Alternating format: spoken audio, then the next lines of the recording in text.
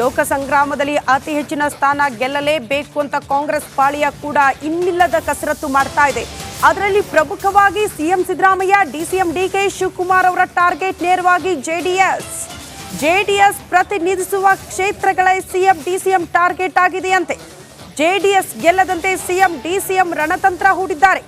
ರಣತಂತ್ರ ಹೆಣೆಯೋದಕ್ಕೆ ಸ್ವತಃ ಜಿಸಿ ಚಂದ್ರಶೇಖರ್ ಅವರಿಗೆ ಹೊಣೆಗಾರಿಕೆ ನೀಡಲಾಗಿದೆ. ಕಾರಣ, ಈ ಹಿಂದೆ ವಿಧಾನಸಭೆ ಚುನಾವಣೆಯಲ್ಲೂ ಕೂಡ ಕಾಂಗ್ರೆಸ್ ಪಾಳ್ಯದಲ್ಲಿ ಅತಿ ಹೆಚ್ಚಿನ ಸ್ಥಾನ ಗೆಲ್ಲುವಲ್ಲೂ ಕೂಡ ಜಿಸಿ ಚಂದ್ರಶೇಖರ್ ಅವರ ಪಾತ್ರ ಬಹಳ ದೊಡ್ಡದಿದೆ. ಹಾಗಾಗಿ ಈ ಬಾರಿಯೂ ಕೂಡ ಲೋಕ ಸಂಗ್ರಾಮದಲ್ಲಿ ಅವರಿಗೆ ಟಾರ್ಗೆಟ್ ನೀಡಿದ್ದಾರೆ ಸಿಎಂ ಡಿಸಿಎಂ ಅನ್ನೋದರ ಡೀಟೇಲ್ ಸಿಗ್ತಾ ಇದೆ. ಕಾರಣ, ಜೆಡಿಎಸ್ ಅತ್ಯಂತ ಕಡಿಮೆ ಸ್ಥಾನ ಗೆಲ್ಲುವಲ್ಲೂ ಕೂಡ ಜಿಸಿ ಚಂದ್ರಶೇಖರ್ ಅವರು ಕೆಲಸ ಮಾಡಿದ್ರಂತೆ ಅವ್ರನ್ನ ಸೋಲಿಸೋ ನಿಟ್ಟಿನಲ್ಲಿ. ಹಾಗಾಗಿ ಈ ಬಾರಿ ಕೂಡ ಜೆಡಿಎಸ್ ಎಲ್ಲೆಲ್ಲಿ ಸ್ಪರ್ಧೆ ಮಾಡುತ್ತೋ ಆ ಕ್ಷೇತ್ರಗಳನ್ನ ಟಾರ್ಗೆಟ್ ಮಾಡಿ ಅವ್ರನ್ನ ಸೋಲಿಸಲೇಬೇಕು ಅಂತ ಸಿಎಂ ಡಿಸಿಎಂ ಪ್ಲಾನ್ ಮಾಡಿದ್ದಾರೆ ಅನ್ನೋದರ ಡೀಟೇಲ್ ಸಿಗ್ತಾ ಇದೆ.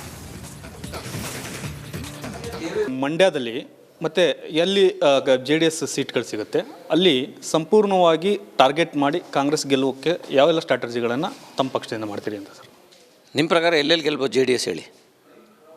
ನೀವು ಹೇಳಿ ಸರ್, ಎಲ್ಲಿ ಗೆಲ್ಲಬಹುದು ಎಲ್ಲಿ ಗೆಲ್ಲಲ್ಲ ಅಂತ. ಗೆಲ್ಲಲ್ಲ ಅಂತ ನಾನು ಹೇಳ್ತೀನಿ, ನೀವು ಅವ್ರು ಎಲ್ಲಿ ಗೆಲ್ತೀರಿ ಅಂತ ಹೇಳಿ ನಾನು ಅಲ್ಲಿ ಏನು ಸ್ಟ್ರಾಟಜಿ ಮಾಡ್ತೀವಿ ಅಂತ ನಾನು ಹೇಳ್ತೀನಿ. ಒಂದು 2-3 ಈಗ ಮಂಡ್ಯವನ್ನು ಸೀರಿಯಸ್ ಆಗಿ ತೆಗೆದುಕೊಂಡಿದ್ದಾರೆ, ಹಾಸನವನ್ನು ಗೆಲ್ಲಬೇಕು ಅನ್ನೋಂಥದ್ದು ಮತ್ತು ಕೋಲಾರ, ಈ 3 ಕ್ಷೇತ್ರಗಳು ಸಿಗ್ಬೋದು ಅನ್ನೋಂಥದ್ದು. ಈ ಮೂರು ಕ್ಷೇತ್ರಗಳು ಕಾಂಗ್ರೆಸ್ಗೆ ಟಾರ್ಗೆಟ್ ಆಗೇ ಇರ್ತಾವ ಅಂತ ಸರ್? ಡೆಫಿನೆಟಾಗಿ. ಈಗ ನಾವು ಆಲ್ರೆಡಿ ಕ್ಯಾಂಪೇನ್ ಸ್ಟಾರ್ಟ್ ಮಾಡಿಬಿಟ್ಟಿದ್ದೀವಿ. ಅವರಲ್ಲಿ ಇನ್ನೂ ಯಾವುದೋ ಕ್ಯಾಂಡಿಡೇಟ್ ಯಾರು ಅಂತ ಇನ್ನೂ ಗೊಂದಲದಲ್ಲಿದ್ದಾರೆ. ಸೊ ಇನ್ನೂ ಅಭ್ಯರ್ಥಿಗಳು ಯಾರು ಅಂತ ಇಲ್ಲ, ಇನ್ನು ಗೊತ್ತಾಯ್ತಾ? ಇನ್ನು ಅಭ್ಯರ್ಥಿ ಪ್ರಾರಂಭ ಮಾಡೋದಕ್ಕೆ ನಾವು ಆಲ್ರೆಡಿ ಒಂದು 25% ಕ್ಯಾಂಪೇನೇ ಮುಗಿಸಿರ್ತೀವಿ. ನಾವು 6-7 ಜನ MLAs ನಮ್ಮ ಕಡೆ ಇದ್ದಾರಲ್ಲಿ, ಕಾಂಗ್ರೆಸ್ MLAಗಳಿದ್ದಾರೆ, ಎಲ್ಲ ಪ್ರಬಲರಾಗಿದ್ದಾರೆ. ಅಂಥದ್ರಲ್ಲಿ ನಾವು ಕೊಟ್ಟಿರುವಂಥ ಗ್ಯಾರಂಟಿಗಳಿದ್ದಾವೆ, ಅದನ್ನು ಜನ ಅಕ್ಸೆಪ್ಟ್ ಮಾಡ್ಕೊಂಡಿದ್ದಾರೆ. ಭಾಳ ಬಲವಾದಂಥ ನಾಯಕತ್ವ ಇದೆ. ಸಿದ್ದರಾಮಯ್ಯನಂಥ ನಾಯಕ ಚೀಫ್ ಮಿನಿಸ್ಟ್ರು ಮತ್ತು DK ಶಿವಕುಮಾರ್ ಅವರು ಮತ್ತು ಖರ್ಗೆ ಸಾಹೇಬರು, ಅದಾದಮೇಲೆ ಎಲ್ಲರೂ ಕೂಡ ಎಲ್ಲ ಒಂದು ನಮ್ಮದಲ್ಲಿ ಯೂನಿಟಿ ಅನ್ನೋದು ಭಾಳ ಸ್ಟ್ರಾಂಗ್ ಇದೆ. ಅಂಥದ್ರಲ್ಲಿ ಹೆಂಗೆ ಅವರು JDSನವ್ರು ಈ ಸರಿ ಗೆಲ್ಲೋದಕ್ಕೆ ಸಾಧ್ಯ ಹೇಳಿ ನೋಡೋಣ. ನಾವು ಟಾರ್ಗೆಟ್ ಮಾಡಿದ್ವಿ, ಡೆಫಿನೆಟಾಗಿ ನಾವು ಗೆಲ್ತೀವಿ.